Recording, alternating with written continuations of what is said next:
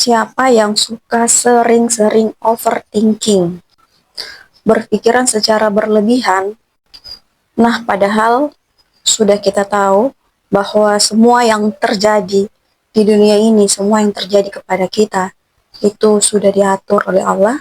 Tinggal kita bagaimana cara menghadapinya, berpikiran tetap positif, tanpa harus berpikir berlebihan. Tetapi penyakit itu sering muncul, overthinking, berpikiran secara berlebihan. Terkadang belum terjadi sesuatu, apa-apa yang belum terjadi itu selalu kita pikirkan. Apa yang akan terjadi nantinya, bagaimana, kapan saya punya rumah, mungkin kapan saya punya jodoh, apa yang akan terjadi ketika saya ini itu, apakah akan seperti ini, apakah akan seperti itu.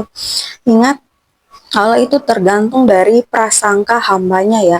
Itu sudah sering sekali dibahas dan sudah sering sekali kita dengar ya, wejangan-wejangan dari para ulama-ulama, dari para penceramah-penceramah terkenal, bahwa apa yang kita pikirkan itu Allah tergantung dari prasangka hambanya. Jadi bagaimana caranya kita mengelola pikiran kita, hati kita, agar selalu berpikir baik, menuju hal positif, agar selalu berprasangka baik bahwa sesungguhnya apa-apa yang terjadi ke kita, ke diri kita, bahwa itu sudah ditakdirkan dan pastinya ada hikmahnya apabila ada ujian-ujian atau masalah-masalah yang diberikan kepada kita, seperti itu.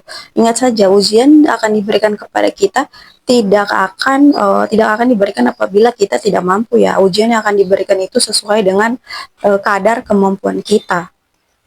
Dan biasa banyak sering-sering terjadi overthinking itu. Ini perbuatan setan ya, kita sudah sadar, kita tahu bahwa ini perbuatan setan. Biasa sering terjadi itu, sering terserang seperti itu kepada ibu-ibu, kepada istri-istri. Itu setan tidak akan pernah menyerah untuk menghasut apabila kita sudah capek urus rumah, sudah capek urus anak-anak.